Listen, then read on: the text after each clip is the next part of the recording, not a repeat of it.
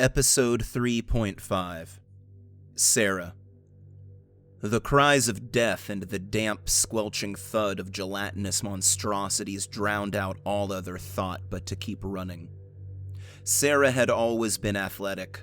Growing up in the Lavina slums made it one of life's necessities.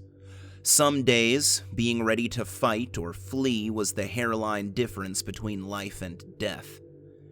Nevertheless, something had been lost to her. Perhaps it was living in constant terror of the past 2 days with no food and less than a handful of hours of sleep.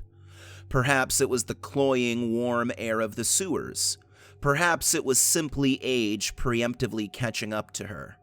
Whatever the reason, Sarah was spent, wrung out like a dirty wash rag, as her granny used to say. Or was that her mother? Fatigue had stolen all but the most basic of her mental functions. She could barely remember the sequence of events that led her here, let alone who came up with folksy expressions more than 2 decades in her past. All she could do was put one foot in front of the other, focusing entirely on Jules's back. Jules, the scrawny, ill-formed woman who looked somewhere between 15 and 65. Her face reminded Sarah of a dried fig left too long in the sun. Not ugly as such, but hard-used, worn down to the nub. As though life had rubbed all excess away from her, leaving only the sinewy bits clinging to existence as lichen did to a rock. Living in abject poverty tended to do that to people. She'd seen faces like Jules before, but couldn't remember who the faces belonged to. "Come on," Jules yelled. All pretense of stealth vanished. "We're nearly there. Just 2 more minutes of hard running and we're home free." Sarah's lungs ached. Hadn't Jules said that almost 2 minutes ago? And 2 minutes before that as well? As far as Sarah could tell, she had been running for hours, days. She knew Jules was trying to help, but not knowing how far was left to go only made each stride that much more weighed down with uncertainty. Still, she looked ahead. How far away? The tunnel became steadily brighter as they ran, its lights changing from red to orange to soft yellow. She could see farther than she had moments before. There, in the distance, something that looked like a pair of thin lines standing perpendicular to the floor. "I see it," Sarah tried to say by way of reassurance or encouragement, but all that came out was, "I see it," and labored breathing. "Don't waste your breath talking," Jules said. "Put what you got into running." From somewhere deep in her, Sarah found a wellspring of energy as she closed in on the ladder. She was moving too fast, arms and legs so tired that she ran into and bounced off of the ladder, nearly falling on her ass. Thankfully, Jules had slowed enough to catch her. The sewer dweller half threw her at the rungs. Sarah gave herself a moment to catch her breath, looking up for the top of the ladder and eventual exit. All she saw was the roof of the tunnel, the ladder disappearing into a man-sized hole of deeper darkness. Her fatigue redoubled, turning into pain. I don't think I can do this," Sarah said between gulps of air. "You ain't got a choice," Jules responded as she unholstered her pistol. With practiced ease, she took out and topped up the magazine with more of the deadly flechettes. "What are you doing?" Sarah asked. Jules didn't respond, holding out the gun and sighting along it, as if making sure the barrel was still straight. "You're not thinking of fighting those things, are you?" Sarah asked, most of her breath recovered. Jules shot her a confused look.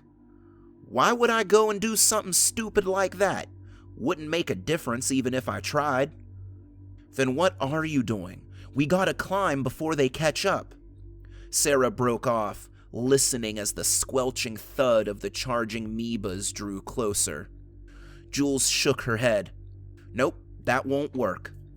Jules wasn't about to give any explanation, so Sarah pushed the point. Why not? What happened to home free once we're up this ladder? I'm the fool who cut my hand, Jules said, reholstering her weapon. Seemed like a good idea at the time, but now I'm wishing I hadn't. They'll follow my smell. You climb, I'll keep running. This'll give you a chance to escape. You said they couldn't climb ladders, Sarah said, unable to hide the fear in her voice. Guess that makes me a liar, Jules retorted. Get up that damn ladder. I'm gonna give these things the runaround for a few hours, maybe get 'em to go after some more of them caretaker goons as well. In the brief time of their running together, Sarah had come to think of Jules as a... what? Not friend, certainly. Guide? Protector? Heading from unknown into unknown, Sarah wanted to have someone she knew at all nearby, even if it was only to have someone to shove under the proverbial bus when it came time. She wanted to say something, but no words came. The thing in Sarah's bag wedged itself into the small of her back, the accusatory finger of a needling ghost. It would be so easy to use, to just reach in there and put an end to this. It was the cause of all her troubles, so why couldn't it also be the solution to all of her troubles? Then the image of what happened to Dr. Clarkson flashed before her mind's eye. Sarah once again saw the froth around Clarkson's mouth, green and sticky, saw the way her arms had contorted and jerked in obvious agony before she gave up the ghost. Then she saw how the Atarax had put her back together. When you get to the top of the ladder, there'll be a red-painted pipe, Jules said, cutting into Sarah's reverie. Follow it till it disappears into the left-hand side of the wall. Go through the first door you see. There'll be a guard, but you won't see him. Just introduce yourself and let him decide how to handle things. What if they decide to handle things by killing me, the way you almost did? Well, gee, then I guess you'll be dead, Jules snapped. Damn, what a stupid question. You're free to keep running, too, if the risk of what's at the top end of this ladder's too much for you. Sarah was going to say something, but Jules let loose with a controlled burst of fire from her weapon. The projectile zipped out, the noise of their breaking the sound barrier deafening in the close space of the service tunnel. Sarah looked back the way they had come and saw the shifting amalgamations wriggling their way towards both of them. Without another word, she sped up the ladder. Try not to die, she called down, but too late. Jules had already left. Her arms and legs ached to the bone. Her numb hands nearly lost their grip as the weight of the frenzied Mebas plowed into and around the ladder's base, but she clung until her knuckles went white. The rusty rungs were, thankfully, still sturdy enough to hold her weight despite their presumed age of centuries. As she climbed, the hole in the ceiling enveloped her. At first, the ambient light was enough by which to see. Soon, however, this too faded until blackness was all that surrounded her. The sounds of Jules' weapon and the bone-chilling screech howl of the Mebas filled her ears, rebounding in the claustrophobic space. She did not, refused to, look down. She didn't want to see the Mebas, squirming, thumping, and wriggling over and around each other. After what must have been several stories worth of climbing, Sarah reached a landing. She slid over the ledge like a slug, rolling onto her back, eyes closed. She could do nothing but suck down air and recover. Was it dangerous? Most likely. Would anyone with half a brain have at least looked around the room for danger? Absolutely. But Sarah honestly didn't care anymore. The nothing she thought she had left to give before was an abundant ocean of energy compared to the nothing she had left to give now. At last, she was able to sit up. Her lower back, legs, and other muscles that she hadn't been aware of until now all screamed in unified protest. Groaning, she pushed herself to stand and took in her surroundings. It was yet another concrete-walled room with an arched ceiling, along which ran nondescript pipes and tubes. She found the red one and, limpingly, followed it, keeping her eyes and ears open. There was nothing. After the noise, motion, and violence of the past several minutes, the oppressive stillness was more nerve-wracking than when she had been chased. The red pipe led her up a steady incline, the air becoming less damp and nasty. Faint fingers of light, she couldn't tell if it was artificial or real, at last began to pierce the gloom. Finally, she came to where the pipe disappeared into the wall. Right in front of it was a closed door. She tried the handle and found it unlocked.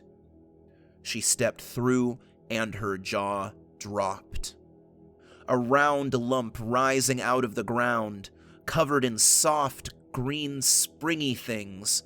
The way they moved in the wind, wave after wave of bowing and shimmering, reminded Sarah of a head of hair. It was far off, maybe about a mile, but even from there its scent was carried on the otherwise wet and brackish wind. Sarah squinted. Poking through the green were brown, angular things. Were they boulders? Bricks? It was too far to tell. Slowly, she looked around and saw that the buildings were in a less terrible state of disrepair than she had previously seen in Old Town. Something in the way the buildings presented themselves told her that people still lived here. She considered calling out into the street, announcing herself. This was unnecessary. A shot rang out, making Sarah drop to a crouching position and begin to run towards the nearest cover she could find, back into the dark safety of the maintenance access tunnel. She needn't have bothered. Something like an electric shock ran through her body. She was suddenly unable to move, each of her muscles tense and rigid as rebar in a flesh of concrete. Her arms were clenched tight to her sides, holding her bag in place. All she could do was blink and breathe. She fell. The ground hurt, of course, but she couldn't move her diaphragm enough to groan. Sarah felt herself being picked up and placed on someone's shoulders. She felt a second pair of hands reach out and grab her ankles, placing them at a similar height to her head. These people, hopefully Jules's guards, carried her like a rolled-up carpet. Face down and unable to change position, she watched as the ground passed under her. A second shock was sent through her body, and she was plunged into darkness. Something cried out from within that darkness. She could see it. It was coming into focus. Ingram. Ingram strode through the halls of the Skunk Babe, the crowds flowing around him like schools of fish around a cruising shark. He wasn't used to it. Not too long ago, he'd been forced to shoulder his way through, usually with the help of at least one peacekeeper. He was never in danger, but would get swamped by people trying to catch his eye or shake his hand. He had been approachable. That was before his luck ran out. Now, things were falling apart left and right. The last half-dozen stops had been fruitless. There was no other way to put it. Sand Quarry and their sister community, Shalestone, had been nearly dried up. The previous season had left them with broken equipment, making it impossible to continue their drilling without replacements. The convoy named Menagerie had supplied parts, but it would be at least another 20 months before they were back to collect on the debt the burgeoning communities now owed to the convoy. Arcadia and Nexburg had both been devastating failures, each in the midst of civil unrest or epidemic. For a brief moment, Vistrom had given a glimmer of hope, promising to be the ticket which would have delivered the Menagerie from this drought. A small community, only 1/8 the size of behemoths like Lavina or the Dome, Ingram's scouts had come back telling of the discovery of a deposit of copper. Vistrom, therefore, needed to purchase means by which to protect their newfound cache. This would lead to colossal profit for whichever convoy got there first. Ingram, who made it a point to always have a surplus of weapons ready for either defense or trade, appeared to be double blessed by Hysara, as the next closest convoy was a full 4 months away. He had made the mistake of letting relief spring up then, and had paid for it upon arrival to the small community. Raiders had swooped down on it, stripping it bare and carrying off everything they could. It was true that much of the copper was still present, but it was under the earth, and may as well have been on another planet for all the good it would do the convoy. Some of his own crew had volunteered to stay and get the extraction machinery up and running again. They'd been left behind with enough supplies and weapons to almost refurbish an entire second convoy by themselves. But this was yet another investment of resources, people, equipment, and most importantly, time, without any guarantee that the books would balance out in the future. What if the raiders came back in greater numbers? What if the copper deposit turns out to be just another false detection? So many variables, Ingram could only pray for their investments to be repaid. His pacing around the rig had everyone jumpy, the crew not sure when he would call for another round of surprise inventory checks. Things had rarely been run so efficiently, their records never more scrupulously scoured over by accountants as this most recent haul from Neil's Dome. They had made a profit, but not nearly a large enough one to compensate for a year of bad luck. Overall, the convoy menagerie was operating in the red and would do so for the next decade.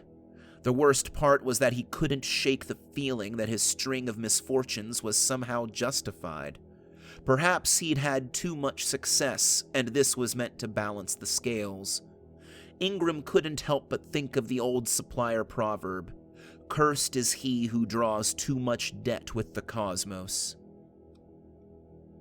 Ingram went over his life in broad strokes, trying to find where he'd overdrawn his account.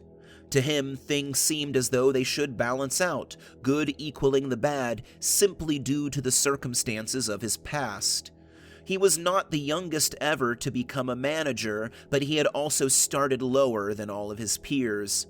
He shuddered, remembering the days of eating cold potato rations in the cramped spaces between the walls. No one was homeless in the convoy, no one ever starved. Comfort, however, was very rarely an option. His current situation of trade manager, that is, being in charge of the convoy's trade with different communities across the continent, was the crowning moment of his life. Diana had helped him get there. Beautiful Diana, intelligent Diana, ruthless, plodding, implacable Diana. Ingram felt a flutter in his stomach at the thought of her, even after nearly 2 decades of marriage. Against his better judgment, Ingram allowed himself a moment of relief as he lingered on the thoughts of his wife. This was the one garden within the desolated waste of his soul where things grew, all of them lush with bright fruit, scented blossom, and toxic thorn, just like her. Ingram got his thoughts and emotions under control as he left the crowds behind, approaching the entrance to the manager's pit. A combination space built for work and recreation, with a private bedroom and bathroom attached via connecting wall. It was where Ingram went to think or to hold private meetings. From here, Ingram could directly monitor any of the events happening from within the convoy. Instant remote access to other rigs, communications, navigation, defensive systems, all connected wirelessly and converging into this one space. Naturally, there were no guards needed. Atarak defense systems lined more than half the hallway leading up to the entrance. Intersecting infrared lasers just waiting for some fool to break their connection to their paired optic receivers. Sniffers, unseen tubes within the walls, sucking in and analyzing the air for DNA that didn't match any of the pit's allowed occupants. Along all this was a system of cameras which analyzed everything from the cadence of one's walk to the features of one's face. Should any of these interlocking systems deem it necessary, the doors on either side of the hall would seal shut, and the air inside would be filled with carbon monoxide fumes pumped directly from the kitchens. It was not a perfect system, but it was more reliable than having people as guards. People could fall asleep, get distracted, be bribed. No, Ingram preferred knowing that should anyone try to harm him, they would be met with a painful death while serving as an object lesson to anyone else. He strode down the hallway with confidence. He wrapped his hand around the handle of the door to the pit. His fingers tingled, a purely psychosomatic response, as the knob scanned his fingerprints and made a final tasting of his DNA. He felt, more than heard, the grating thunk of the door's bolts unlatching, allowing Ingram to at last enter his favorite room in the convoy. The pit itself looked like a combination of obsessively organized office space and museum curator's nightmare. A U-shaped desk the size of a queen-sized bed took up much of the room, an ergonomic keyboard, clicker, and swivel chair located at the desk's center. A wall of screens, each half a meter at the diagonal, displayed feedback from the engine rooms, the navigation systems, and cargo holds of each of the other rigs. Shelves of organized binders and files, all hard-copied from the convoy's intranet, lined the walls. Thousands of reference manuals, access codes, and backup plans were locked into hidden safes, set to explosively destruct should anyone other than Ingram, yes, even Diana, try to access them. Austere yet comfortable wood furniture, real wood, not the rubber duplicate stuff, filled the rest of the room, each held to the metal floor with its own installed and hidden series of magnets. Clustered between all of these practical features were works of art. Paintings, some even pre-Inferno, hung on the walls in a mishmash collage of styles. Statuettes, carvings, jewelry, all welded or bolted down within their respective display cases or stuck like barnacles in the blank spaces of walls and floor. A carpeted walkway led through the room, each display given its own space in which one could stop and ponder the work in front of them. Diana was waiting for him, sitting in one of the overstuffed love seats that was distinctly marked as utility rather than decoration. She used it in place of the swivel chair, sitting in the crux of the desk, eyes closed with feet up on the varnished wood. She didn't notice him, earplugs in and vibrating to the tune of some song or another. Several of the rigs in the menagerie sold performances to the community and broadcasted their rehearsals throughout the rest of the convoy in exchange for a small percentage of what the others traded. Ingram had known her to be lost in the rehearsals for hours on end, silently absorbing their work as she relaxed or completed her own work. She loved live performances nearly as much as he loved his art displays. He watched her for a moment, engrossed in the hard beauty of her slight frown as she listened to whatever was being broadcast. It was like looking at a figure carved from dark opal, her skin glistening with different shades and tones as the light of the setting sun shone through the windows. Her long hair, dark and curvy as the blasted hills of the surrounding landscape, showed streaks of silver highlights like fiber optic filaments against a velvet backdrop. Even as she aged, she was living art. The years simply added to the detail, as though a sculptor saw fit to add finishing touches to an already breathtaking masterpiece. Ingram broke the spell, touching her shoulder before bending over and kissing her on the forehead. Diana opened her heterochromic eyes, one of the signifiers that both her parents had also been suppliers, smiling as she leaned her head against him. They stayed like that for a moment, enjoying each other's solid presence. Ingram finally pulled away and scanned the desk. She had apparently been going over the menagerie ledgers before taking her break, even though it was technically not her job. The vast distances between communities usually gave just enough time for reviewing and distributing the profit to each rig, which would then in turn settle their own debts with each other. "Why are you doing this, Di?" he asked, keeping a grip on his annoyance. "You've got more than enough work to do without getting into my wheelhouse." "In short, because our ledgers are shit and we're waist deep in it," she replied. "The last 3 communities gave us nothing. Even counting our reserves, basic maintenance is barely covered. Besides, I'd have significantly less to do if you hadn't saddled me with your little side project." So, that's why she's mad, Ingram thought. "It's not a side project," Ingram said. "Selling that Domer assassin is our best chance to get back afloat. Your study of it will give us more bargaining power when I revisit our trade agreement with the Atarax." Diana looked at him skeptically. "Don't give me that, Ingram. You and I both know that trading with Levina won't put this convoy where it needs to be if we only trade with the Atarax." "Nevertheless, they're the ones we have a contract with," Ingram responded, feeling the heat rise in his chest. "The Atarax have always kept their word in the past.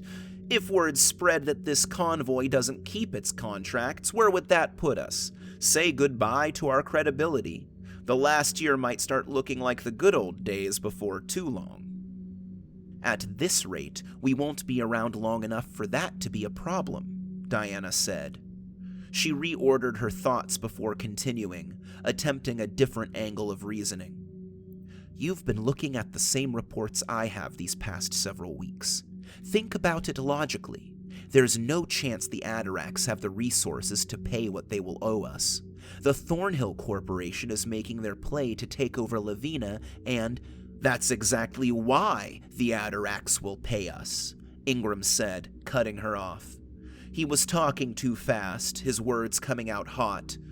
He took a deep breath, forcing calm. "If they're truly desperate, no price will seem too high.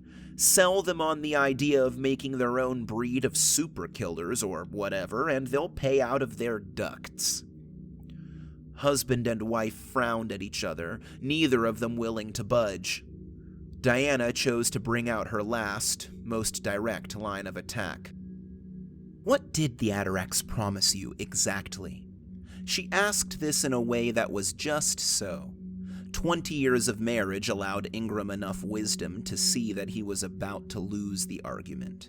He did what many husbands do when they know they're about to be outmaneuvered by their spouse, and feigned ignorance. "I forget the specifics," he began, "but it's all in the reports I filed." It was Diana's turn to cut him off. Her hand snatched up a bound collection of papers, waving them in the air. "They know just what to promise to sucker you in," she said, shaking her head. "They've offered to add to your collection. Don't try to deny it, Ingram. It's right here in black and white." Her glare nearly pinned Ingram to the wall like one of his art displays. "A collection that keeps growing while providing no profit to the convoy at all." "They help me think," Ingram said defensively, doing his best not to even glance at any of the surrounding art pieces. "Can't do my job without a clear head." "Ingram, I love you," Diana said, drawing on the endless well of patience that she stored somewhere deep in her soul. "But you are an idiot. You need to make sure this deal generates as much profit as possible. Please at least reach out to the Thornhills and see what their offer is. If they can pay more than the Atarax, you need to take that deal." Ingram scoffed, but only because there was nothing he could say to counter-argue her point. The Atarax had offered him a personal deal on top of everything else. The thought of what they promised made his mouth go dry and his hands sweat. An unopened bottle of pre-inferno blue paint, only as large as his thumb, worth a fortune in resources. To Ingram, such a thing was priceless. "You're right," he said, keeping his face carefully neutral. "I'll seriously consider what you're saying. I promise." Ingram winced even as he said it, knowing this was far from what Diana wanted to hear. "No, you won't," she said, not breaking eye contact. "You'll choose to ignore my advice and do whatever you want. They know how to manipulate you, Ingram. This puts us all in a bad spot." For a moment, there was silence between them. "One more thing. My so-called little side project." "I'm not your secretary," she responded. "We have a whole medical staff for this kind of thing." "Yes, but I'd prefer it to be eyes only," Ingram responded. "It's a delicate situation, and you know how things have a way of circulating around the grapevine. I'll check on the corpse when I'm done here. Now, please leave.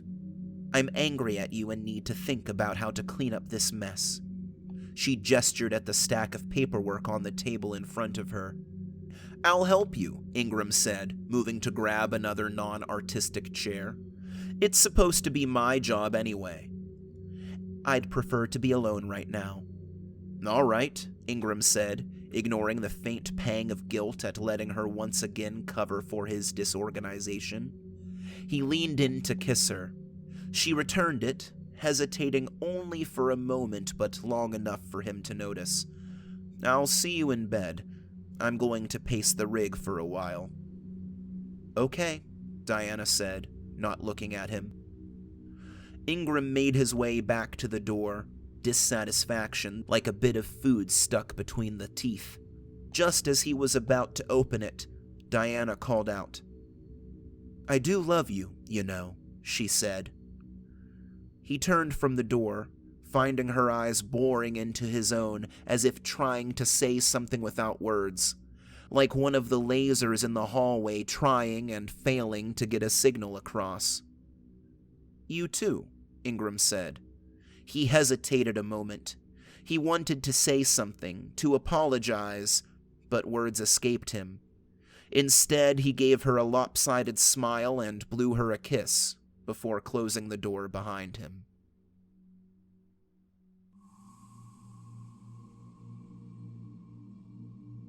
You have been listening to Dead Arcology, written and recorded by me, Michael K. Ostis. If you enjoyed this story, please consider sharing it. I have episodes on Spotify, Apple Podcasts, and Podbean, as well as several others.